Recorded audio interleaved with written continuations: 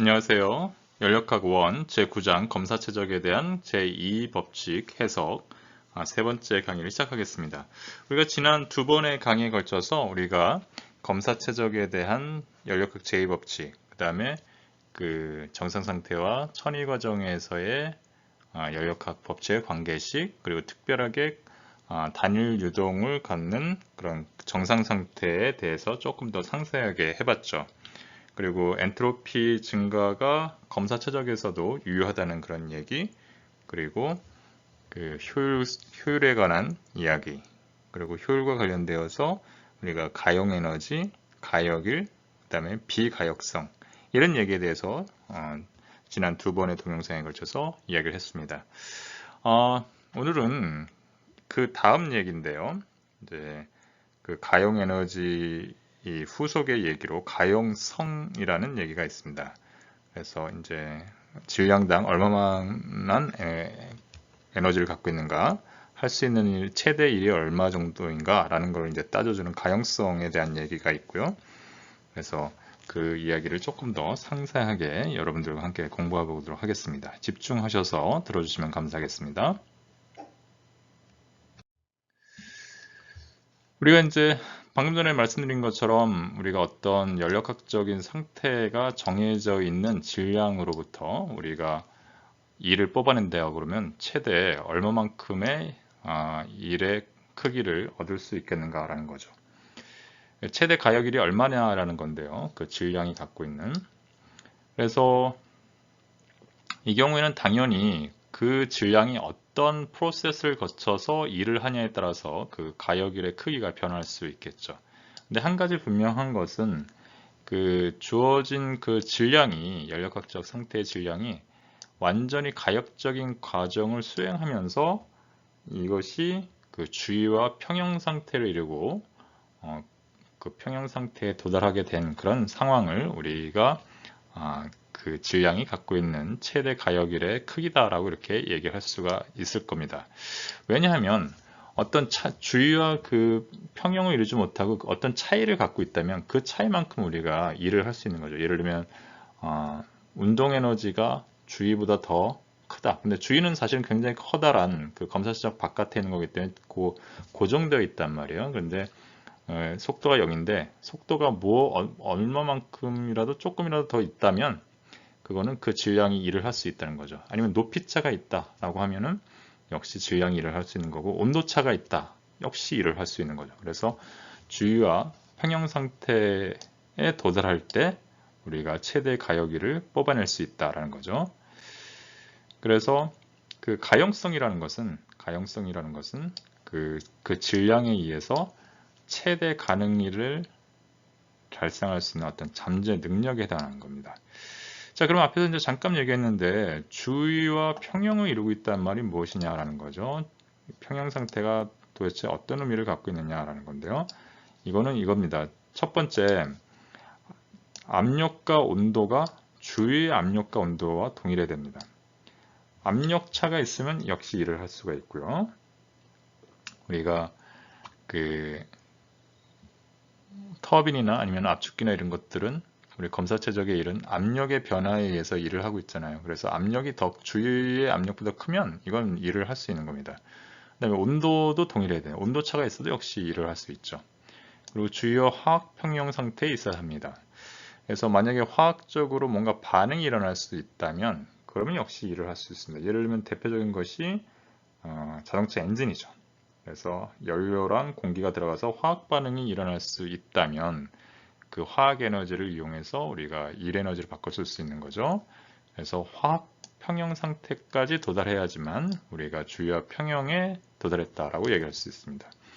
또 속도가 0이어야 됩니다. 주위는 아까 잠깐 말씀드린 대로 속도가 0이죠. 굉장히 커다란 그런 검사체적 바깥의 전체이기 때문에 속도가 0 상태로 도달해야지만 우리가 주위와 평행을 이루고 있는 거고, 그 주위가 갖고 있는 위치 에너지의 최저에 해당하는 높이에 가 있어야지 역시 위치 에너지가 평형 상태에 도달했다라고 이렇게 얘기할 수 있는 겁니다. 자, 그러면 이런 정상 상태 과정을 거치는 질량의 관점에서 최대1이 어떤 거냐라고 이제 좀 궁금해지는데요. 이러한 그 정상 상태에서는 어떤 주어진 연력학적 상태로 검사 최적의 질량이 유입되잖아요. 그 질량이, 그 유입된 질량이 그 주위와 평형을 이룬 상태로 검사 최적을 떠날 때 결국은 최대 가역일을 얻을 수 있는 거죠. 최대 가역일이라는 것은 유입된 질량이 인바이런먼트와 평형을 이룬 상태로 검사 최적을 떠날 때 우리가 최대 가역일을 얻을 수 있는데, 그럼 우리가 지난 9.6절에서 어떻게 얘기했냐면은 이 가역 과정에 있는 그 정상 상태의 검사 최적이 할 수 있는 추길이 이렇게 상한으로 이렇게 구해놨었어요. 앞에서 우리 9.6절에서 이야기했었죠. 이렇게 썼는데 문제는 여기서 이제 조금 더 고쳐서 써야 됩니다. 그때 이제 마지막에 이제 제가 말씀드렸는데 그때는 우리가 엔탈피만 고려했었어요. 그런데 여기서 얘기한 것처럼 보시는 것처럼 우리가 운동 에너지랑 위치 에너지도 지금 고민하고 있단 말이에요. 다 같이. 그래서 운동 에너지와 위치 에너지를 포함한 그러한 최대 가역일을 먼저 써놓고 시작하겠습니다. 운동 에너지와 위치 에너지가 포함됐을 때는 지난 시간에 제가 말씀드린 대로 뭐라고 그랬냐면은 토탈 엔탈피, 총 엔탈피를 고려해야 된다고 했습니다.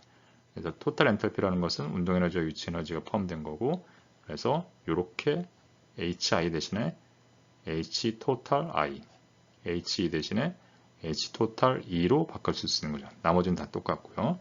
그럼 이 빨간색으로 이렇게 된 부분은 뭐냐면은 열 전달로부터 받은 그런 정미 가역일이 되겠고요. 이 파란색으로 표현한 요거는 뭐냐면은 질량 유동의 가용성의 감소분이라고 이렇게 얘기를 했었죠. 9.6절에 해당하는 내용입니다.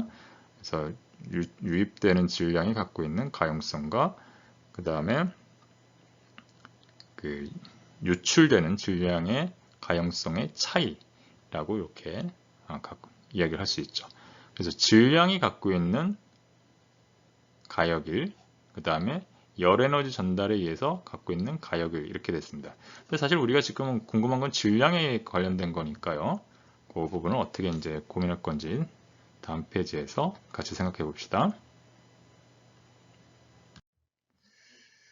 그래서 앞에서 썼던 그 식을 다시 한번 이렇게 써놨습니다. 정상 상태 과정을 거치는 그런 검사 최적에서의 최대 가역일을 이렇게 쓸 수가 있었어요. 자, 그런데 이제 우리가 그 최대 가역일을 우리가 좀 고민을 해보려고 그러면 어떻게 생각한다고 그러냐고 그러면은 그 주위, environment와 평형 상태에 도달할 때라고 그랬어요. 그래서 주위의 그 연력학적인 상태를 우리가 이렇게 제로로 이렇게 표시한다면 그 가역일이 최대가 되는 그 주위와의 평형에 도달한 연력학적 상태는 유출되는 엔탈피가 H5가 되고, 그때 엔트로피가 S5가 되고, 그때 위치 에너지에 해당하는 높이가 G0가 되고, 그 다음에 운동 에너지에 해당하는 속도 V가 0이 되어야만 이제 이러한 유출 질량의 연력학적인 성분이 이렇게 되어야지만 최대 그 가역일을 뽑아낼 수 있는 거죠. 그 다음에 이제 총 엔탈피에 대한 얘기를 했는데요. 총 엔탈피는 뭐냐면은 그냥 우리가 그 연력학에서 이야기하는 그냥 엔탈피에다가 2분의 1 V제곱 운동 에너지 그 다음에 위치 에너지에 해당하는 GG를 더한 것이 우리가 총 엔탈피라고 이렇게 쓸 수가 있습니다. 그러면 우리가 지금 얘기하는 게 뭐였냐면 질량이 갖고 있는 최대 가역일이에요. 질량이 갖고 있는 최대 가역일. 그래서 이렇게 생각할 수 있습니다. 앞에서 우리가 요 식에서 갖고 있는 말은 뭐냐면 어떤 우리가 기준점에 대해서 주의라는 environment라는 기준점에 대해서 입구에 출입되는 질량 유량이 이만큼의 에너지를 갖고 있습니다. 그리고 그게 이제 얘죠. 그리고 우리가 나갈 때 출구에서의 에너지가 요만큼의 에너지를 갖고 있어요. 요만큼의 에너지를 갖고 있어요. 요만큼의 에너지. 그래서 이 두 개를 여기에서 얘를 빼준 것이 바로 이만큼의 에너지가 되죠. 요 차이. 그래서 우리는 어떻게 얘기하려고 그러면, 자, 그러면 이 질량이라는 것이, 들어오는 요 질량이라는 것이 이 기준점에 대해서 얼마를 갖고 있냐라는, 얼마만큼의 가역 2를 갖고 할 수가 있겠냐라는 거죠.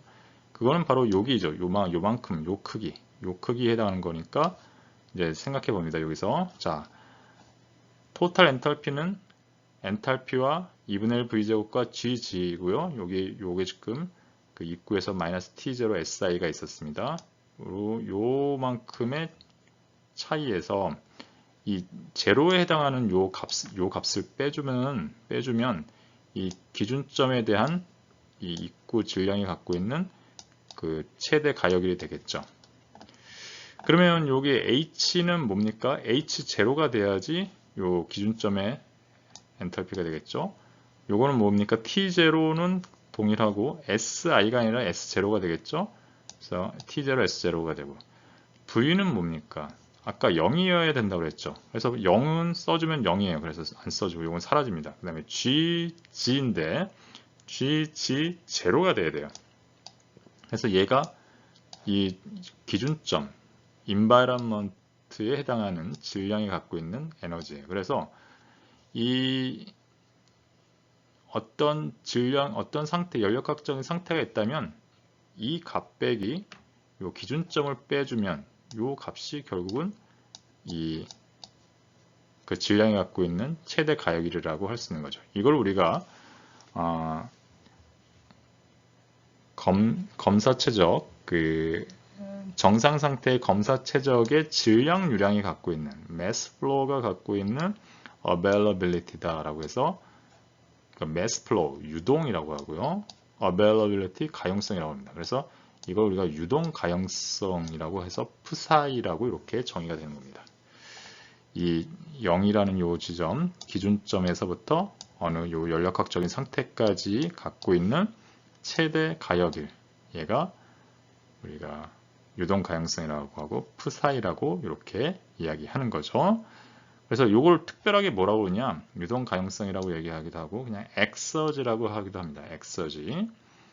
그래서 그러면 결국은 이 입구에서의 요 엑서지 값 빼기 출구에서의 엑서지 하면 요 값이 되겠죠. 우리가 구하려고 하는 요 값이 요 값이 뭐였냐면 요 값이 얘였단 말이에요.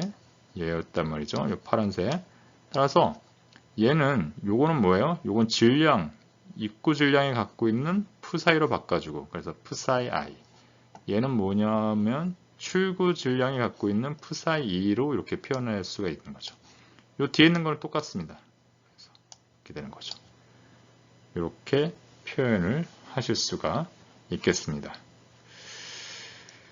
자, 그러면 결국은 이 질량이 갖고 있는 열 전달을 제외한 질량이 갖고 있는 그 에너지를 우리가 엑서지라고 하고, 결국은 엑서지의 감소분, 유동 가용성의 감소분이랑 열 전달에 의해서 할 수 있는 가역이를 우리가 합한 것이 전체 그 검사 최적의 가역일이 되겠다라는 거죠.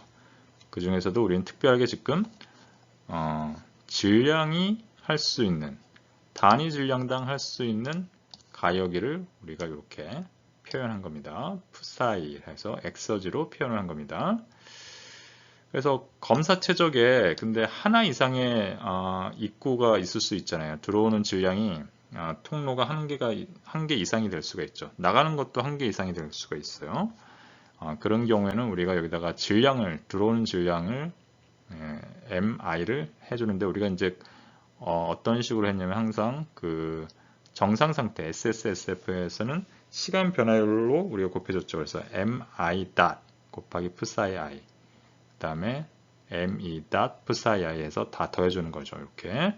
그리고 이 열 전달이 발생하는 것도 이렇게 TH 이렇게 하나만 있는 게 아니라 여러 개가 있을 수 있습니다. 그래서 이렇게 TJ라고 해놓고 1-tj분의 t제로, 그 다음에 요거를 우리가 질량 극에 해당하는 거 해서 질량 유량 토탈 그 질량 유량을 해서 m 해서 q 닷으로 바뀝니다. 요거 여러분들 아마 SSSF에서 우리가 늘 다룰 때 이렇게 했었죠. 그래서 총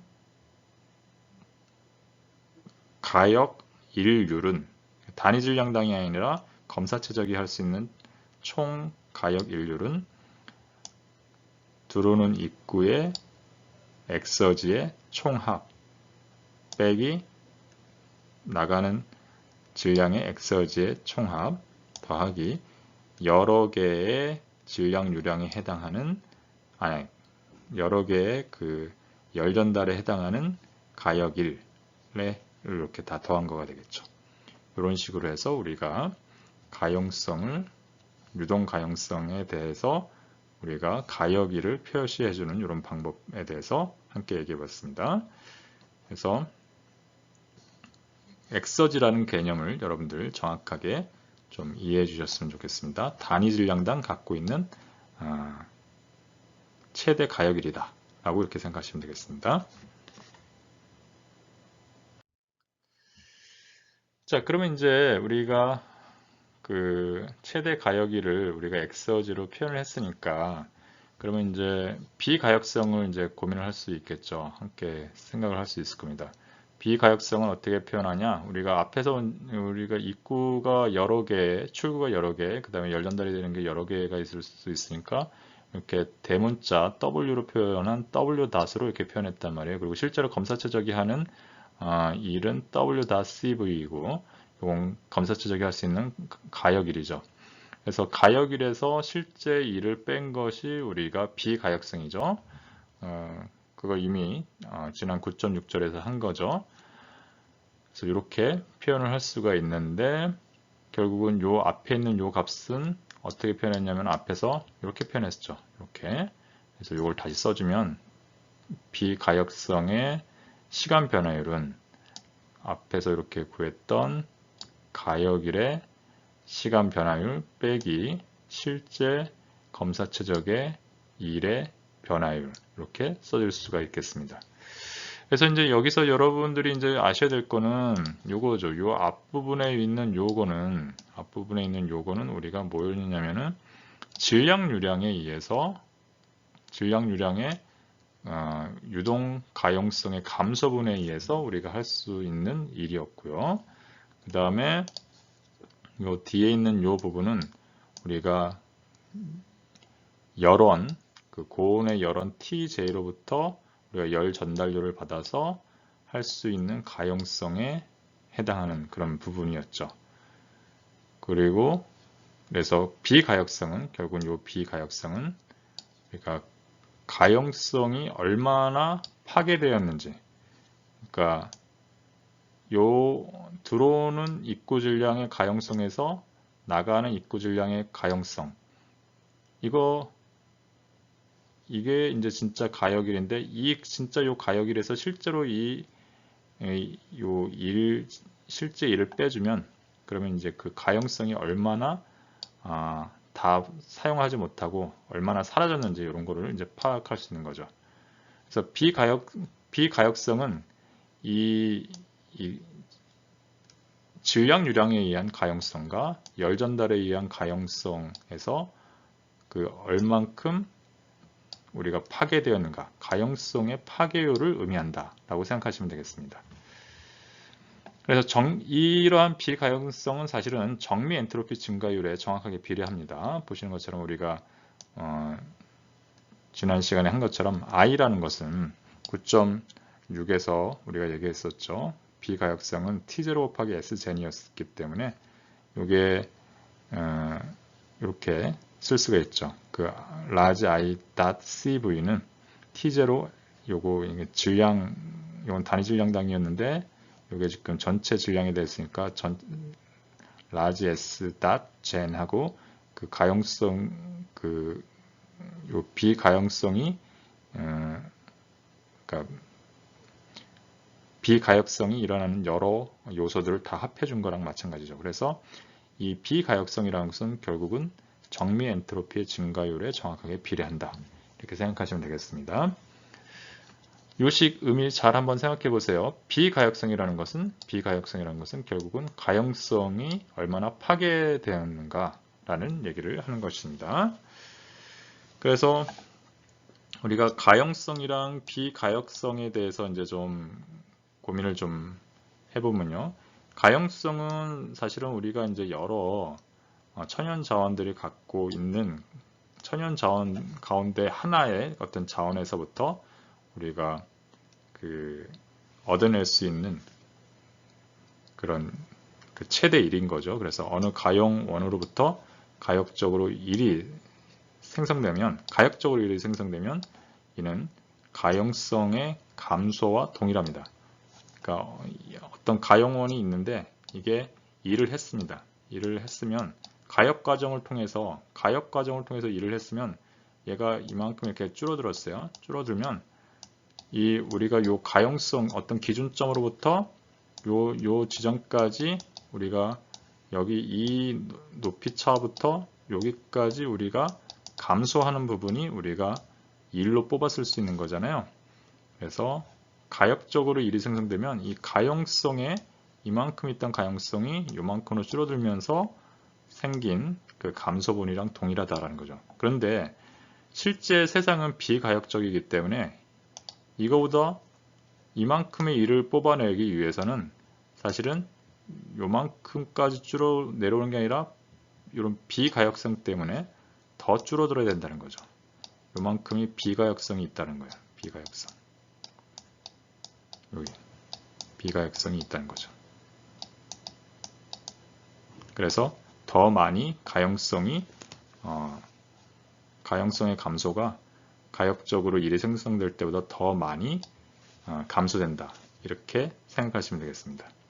그러니까 가용성 감소가 가역일 때는 가역일과 동일한데 비가역일 때는 가용성 감소가 그 가역적인 1보다 더 많이 감소하게 된다라는 거죠.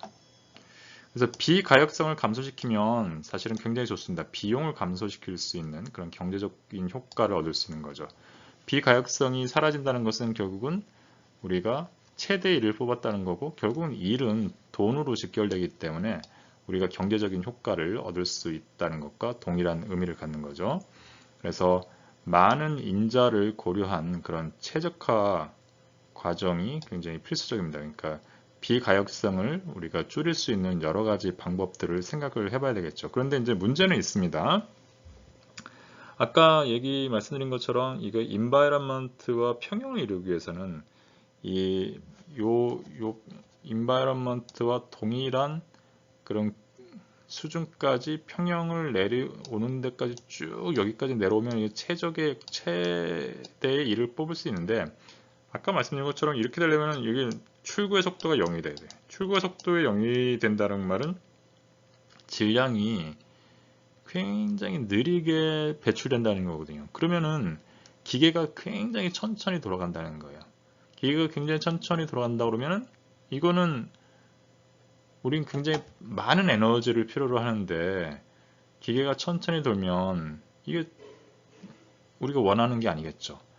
또 예를 들면은 이 배출되는 온도가 이 바깥으로 나가는 주위의 온도와 똑같아요. 배출되는 온도가. 그러면은 열 전달이 빨리 안 되겠죠. 열 전달이 빨리 안 되면은 우리가 이 열 전달을 시키는 그 면적을 굉장히 키워줘야 돼요. 그럼 기계가 굉장히 커지겠죠. 시스템이. 이게 역시 우리가 원하는 게 아닙니다. 그래서 이 비가역성을 감소시킬 수 있는 방법은 있지만 이게 비가역성을 줄인다고 해서 우리가 정말로 경제적이냐 하면 경제적이지 않을 수가 있다는 말이에요. 그래서 우리가 이 최적화를 해야 된다는 거죠. 그러니까 적절하게 비가역성을 이용해서 우리가 조금 더 빠르게 작동하고 작게 만들 수 있는 그런 기계 시스템을 만들 때 너무 또 비가역성이 증가하게 만들지 않도록 그 둘 사이를 밸런스를 이루어야 되는 그런 상황인 거죠. 그래서 우리가 가역성과 그 다음에 설비의 현실성을 우리가 고려해서 최적화 설계를 좀 해야 되는 그런 문제를 안고 있다 라고 생각하시면 되겠습니다. 자, 그래서 이제 이러한 그 가용성의 관점에서 우리가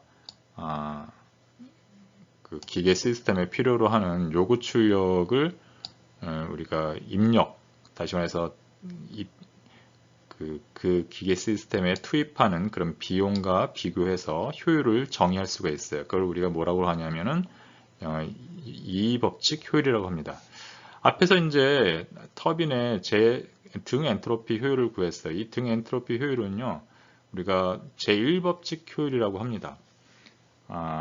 그래서 1법칙에 그 해당하는 효율이라고 이렇게 얘기하는데, 이 2법칙의 효율은 뭐냐면은 가용성의 관점에서 아까 말씀드렸던 엑서지의 관점에서 우리가 이제 얘기를 하는 거예요. 터빈 같은 경우는 대표적인 건데, 이제 터빈은 요구되는 출력이 우리가 실제로 얻는 일이에요. 그래서 실제로 얻는 일이 분자로 가고, 비용은 뭐냐면 유동 가용성의 감소분이에요. 터빈은 우리가 뭐라고 그랬냐면은 그 가역 단열이라고 했단 말이에요. 가역 단열.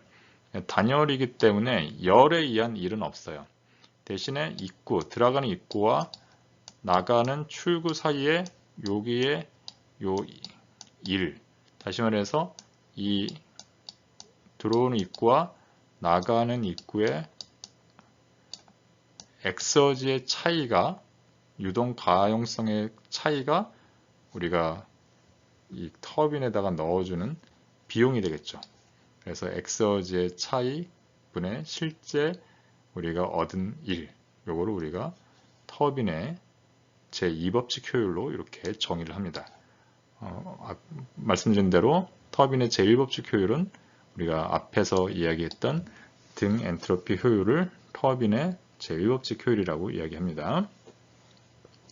또 열교환기 같은 경우에 이런 열교환기가 있는데, 이제 고온의 유체가 흘러가고 그 고온의 유체와 반대로 저온의 유체가 이렇게 흘러가면서 이렇게 열이 이렇게 전달되는 거죠. 이렇게 열이 전달될 때 이러한 시스템은 우리가 일에 대해서 우리가 생각하지 않아요. 그러니까 입력일이나 생성일을 우리가 정의가 안 되니까 이 경우에도 역시 마찬가지로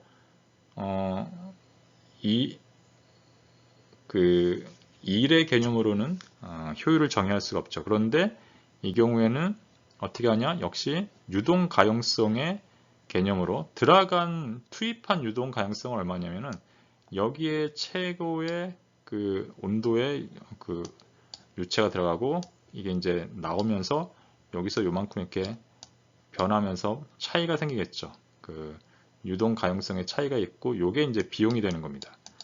반면에 우리가 이제 얻으려고 하는 목표는 뭐냐면은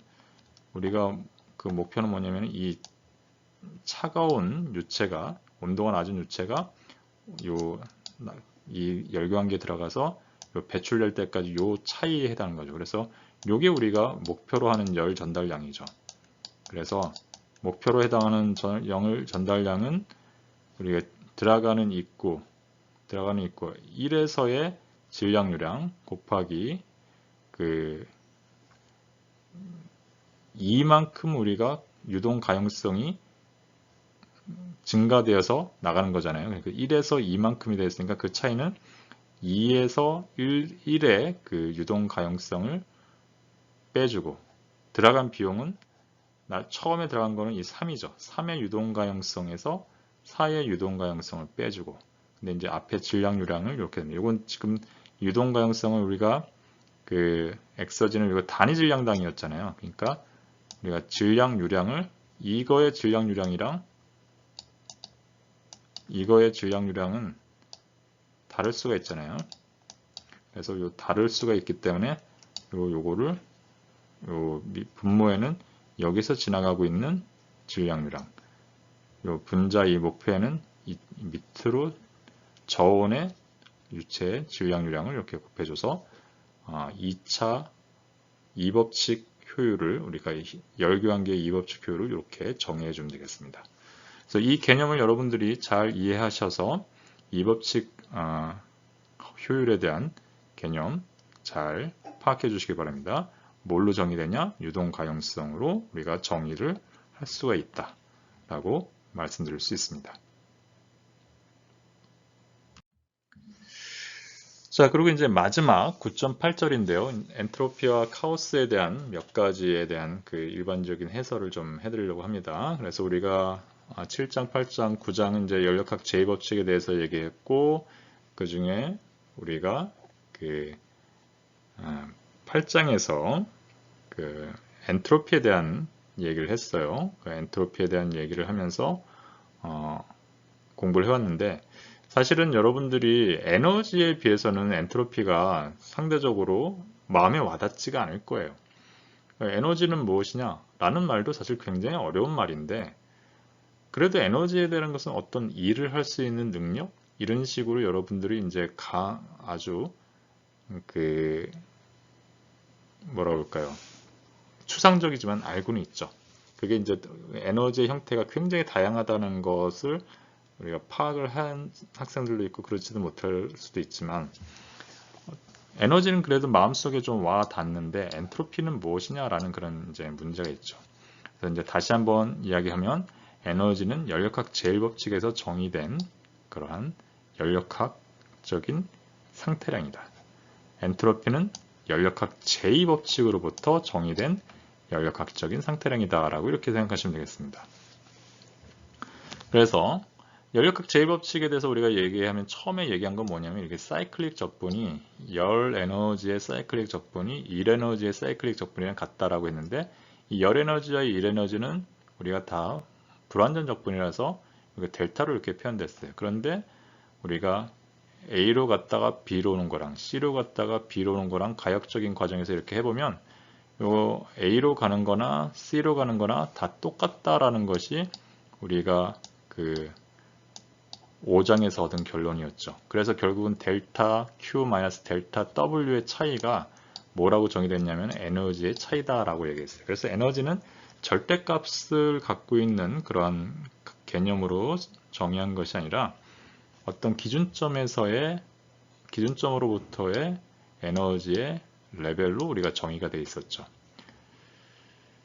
그래서 우리가 1법칙으로부터 이렇게 에너지를 정의하셨다라는 것을 다시 한번 기억해 보시기 바랍니다. 근데 엔트로피도 근데 똑같이 정의가 됐었습니다. 엔트로피는 어떻게 됐었냐면은, 연력학 제2법칙에서 클라우디우스의 부등식으로부터 이거를 우리가 똑같은 이 패스를 갔다 왔죠. A로 갔다가 B로 오는 거랑 C로 갔다 B로 오는 그런 개념을 똑같이 적용했습니다. 여기서도 마찬가지로 우리가 이 델타라는 이 값이 불완전 적분이었지만 T분의 1로 나눠서 이렇게 오가면 A로 가는 거나 C로 가는 거나 똑같다. 그래서 우리가 가역과정으로 간다고 하면 T분의 델타 Q의 이 변화량이 시작점이랑 끝나는 이 종료점만 정의가 되면은 우리가 언제나 그 크기가 변화량이 같다라는 것을 이야기했고, 그래서 이게 연력학적인 상태량이다 라고 해서 요거를 우리가 엔트로피라고 정의를 했죠. 그럼 과연 엔트로피가 무엇이냐 라고 이야기하는데, 이렇게 생각하시면 되겠습니다. 우리가 엔트로피라는 말을 평소에 안 쓰지만, 우리가 가다가 우리가 컵에 들었던 어떤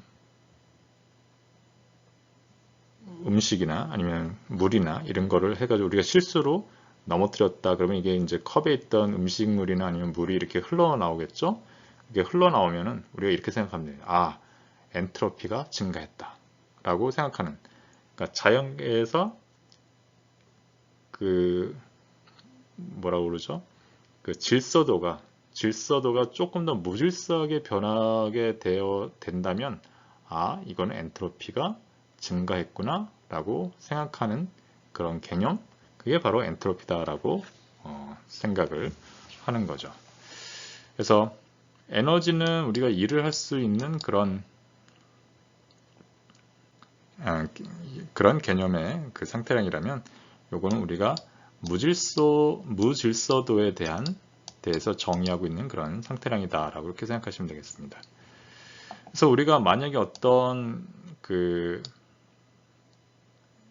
시스템이나 아니면 사이클이 그 높은 효율에 도달했다 그러면 그게 어떤 의미를 갖냐면은 그 environment를 포함해서, 즉 주위를 포함해서 총 엔트로피가 덜 증가되면서 우리가 원하는 목표를 달성했다.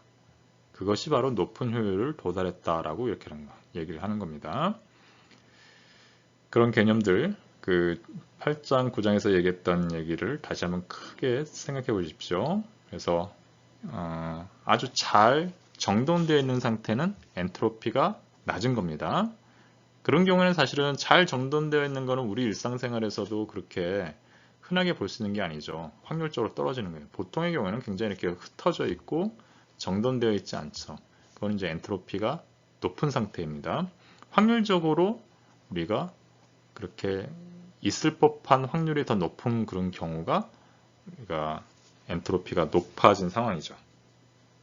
그래서 잘 정돈되어 있으면 엔트로피가 낮고, 잘 정돈되어 있지 않은 상태가 되면 엔트로피가 조금 정돈되어 있지 않으면 엔트로피가 높은 이런 상태가 됐다라고 이렇게 생각하시면 되겠습니다. 그리고 이제 교과서에서 잠깐 얘기를 하지만 이게 교육 과정에서는 우리 이 교과서 자체에서는 나오지 않습니다만 이제 통계 연력학이라는 게 있어요. 이 통계 연력학의 관점에서는 엔트로피는 확률과 관계가 있습니다. 그래서 비가역 과정에서 우리가 정미 엔트로피가 증가한다. 엔트로피가 결국은 네트로 증가했다라고 하는 말은 어떤 말이냐면은 확률이 낮은 상태에서, 그러니까 가만히 놔두면은 그렇게 존재하지 않을 가능성이 그렇게 높지 않은, 확률이 낮은 그런 상태에서 확률이 높은 상태로, 그러니까 자연스러운 상태로 상태가 변화한 겁니다. 그러니까 이런 거죠. 이 예를 들면 이런 거죠. 뜨거운 커피가 딱 놓였다라고 하면 뜨거운 커피와 그 인바이러먼트는 확률이 높은 상황이 아니에요. 세상은 가만히 놔두면은 그 어느 특정 지역의 그 열 에너지가 높아서 온도가 특정 구역에만 온도가 높은 그런 상태는 거의 존재하지 않아요. 확률이 낮은 상태죠. 그거는 어떤 거였냐면 사람이 특정하게 추가적인 일을 하고 열 에너지를 가해서 포트에서 물을 끓여가지고 커피잔에다가 굉장히 그 뜨거운 물을 부어놨기 때문에 우리가 뜨거운 커피가 됐단 말이에요. 그래서 확률적으로 그러한 일은 잘 일어나지 않는데 어떤 특정 사람이 거기다 커피잔에다가 물을, 그렇게 뜨거운 커피를 따라 놓은 거였죠. 근데 그게 가만히 놔두면 어떻게 되냐면은 그 열 에너지가 주변으로 이렇게 흘러가게 되어 있어요. 온도 차이에 의해서. 그게 확률적으로 훨씬 더 높은 상태죠. 그러니까 확률은 그렇게 그 특정 영역만 온도가 높은 상태로 존재하는 것을 허락하지 않는 거죠. 어떤 상태가 더 확률적으로 높은 상태냐면 온도가 다 똑같은 상태가 더 확률이 높은 거죠. 그래서 뜨거운 커피가 낮은 온도의 주위와 열적 평형을 이룰 확률이 그렇지 않을 확률, 다시 말해서 뜨거운 커피가 계속 높은 온도로 유지될 확률보다 훨씬 더 높다. 그래서 결국은 커피는 식고 그 커피가 갖고 있던 열 에너지는 주위 인바이러먼트로 흘러가게 된다는 거죠. 그래서 엔트로피는 결국은 확률이 높은 방향으로 자연이 그렇게 움직이는 상황을 의미한다 라고 생각하시면 되겠습니다. 이게 통계 연력학적인 그런 관점입니다. 근데 우리는 통계 연력학을 배우지는 않아요. 이거는 나중에 훨씬 더 그 높은 레벨의 공부에 해당하는 거기 때문에 여러분들은 이 정도로만 이해해 주시면 되겠습니다. 또 엔트로피는 무질서와 그다음에 카오스와도 연결이 되어 있는데요. 이렇게 표현할 수 있습니다. 역시 이제 통계 연력학적인 접근에 의해서 되는 건데, 엔트로피는 K라는 그 상수, 이건 볼츠만 상수라는 건데요. 볼츠만 상수 곱하기 로그의 W. W는 뭐냐면은 연력학적인 상태의 경우의 수를 얘기하는 겁니다. 그래서 확률적으로는 훨씬 더 확률이 많아지는 쪽, 이게 바로 확률이 그렇게 많은 일어날 확률이 더 높은 쪽으로 간 거, 그거는 결국은 그 경우의 수가 더 많은 쪽으로 간 거랑 똑같은 거예요. 그러니까 여러분들 이렇게 생각하면 되겠습니다. 이게 당구대가 있다고 생각해 보세요. 당구대가 있다 보면 여기 당구공이 이렇게 있다 그러면 당구공이 이렇게 예쁘게 처음에 우리가 당구공을 치기 전에 게임을 시작하기 전에 이렇게 딱 쌓아놓은 거는, 이렇게 쌓아놓은 거는 사실은 이렇게 쌓아져 있는 이런 경우의 수는 누군가가 이렇게 해놓지 않으면 이렇게 잘 정돈되어 있는 상태는 그렇게 흔하지 않겠죠. 아까 확률의 그 개념에서 보면. 그럼 이건 배열의 수는 이렇게 딱 보면 1번, 2번, 3번 공, 4번 공, 5번 공, 6번 공 이렇게 쭉 이렇게 우리가 논다 이 말이에요. 이렇게 해서 딱 하나의 배열로 쓰러오는데 누군가가 여기서 한번 딱 당구공을 쳐서 얘를 흐트러뜨려 놨다 보면, 흐트러뜨리면 그 얘가 이 각각의 공이 어딘가의 당구대 내에 위에 존재할 확률은 굉장히 많아지죠. 엔트로피가 증가하는 거죠. 그러니까 배열의 수가, 그러니까 경우의 수가 많은 거가 결국은 엔트로피가 증가한 거다 라고 생각하면 되겠습니다. 그런 식으로 생각하면은 우리가 엔트로피를 이렇게 식으로 써놓는데, 지금 여러분들은 이걸 써먹을 건 아니에요. 그런데 이렇게도 표현할 수 있다. 배열의 경우의 수를 로그 값으로 취해서 볼츠만 상수를 구해내는 이런 경우, 이렇게 정의되기도 한다 라는 것만 여러분들이 좀 아셨으면 좋겠습니다. 즉 카오스, 무질서도 이런 거랑 관련이 있다 라고 생각하시면 되겠습니다. 9.8절은 여러분들이 한번 쭉 한번 읽어보십시오. 쭉 한번 읽어보시고, 이런 수식은 안 나왔습니다. 이런 수식은 제가 지금 여러분들에게 별도로 다시 한번 정리해 드린 거고요. 그냥 말로만 표현되어 있는데 그 말의 뜻을 여러분들이 몇 번 한번 읽어보셔서 여러분들이 이해하셨으면 스스로 이해하실 수 있는 레벨로 가셨으면 좋겠습니다. 자, 이렇게 해서 이제 검사 추적에 대한 제2법칙의 해석도 9장도 다 모두 끝났습니다. 여러분들 제1법칙을 할 때와는 다르게 7장, 8장, 9장은 여러분들이 상대적으로 조금 어려움을 느끼셨을 수가 있어요. 개념적으로 저게 지금 엔트로피라는 게 어떤 의미가 있는 거지? 라고 이제 굉장히 좀 헷갈리실 수가 있는데요. 제가 했던 얘기 다시 한번 잘 생각해 보시고요. 뭔가 이제 좀 혼돈스럽다 그러면 동영상을 다시 한번 보시고 또 책을 여러분들이 많이 읽어보셨으면 좋겠다라는 그런 말씀을 드리고 싶습니다. 남은 기간 열심히 공부하시고요. 여러분들 고생 많으셨습니다.